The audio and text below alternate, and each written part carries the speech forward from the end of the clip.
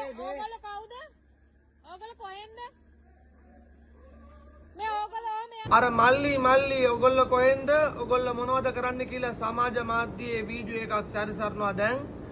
නිකන් හරි මම මේ ජෙට් ස්කී එකේ ඉඳලා තිබ්බනම් මම කෑ ගාලා අනිත් පැත්තට කියනවා අක්කේ මෙතන මිනිස්සු ගිලිලා මැරෙනවා. මේ බෝට්ටු 20යි ජෙට් ස්කී අතරයි වැඩ කරනවා මිනිස්සු බේර ගන්න ඇවිල්ලා තියෙන්නේ.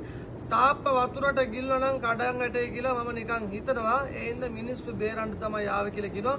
ඒ අතන්ට ගිය ජෙට් ස්කී එකේ ගිය කොල්ලා සද්ද නොකර කටවාගෙන අර කරන උදව්වේ වටිනාකම අගය කරලා සද්ද නොකර මේ කෑ ගන්න පුද්ගලයා මොර හිත දුකෙන් ඇවිල්ලා මේ වතුරට මාට්ටු වෙලා පළවෙනි තට්ටුවේ ඉන්නවා කියලා හිතාගෙන කෑ ගාලා ඇති කියලා හිතාගෙන ඒ ළමයා සද්ද නොකර යනවනේ.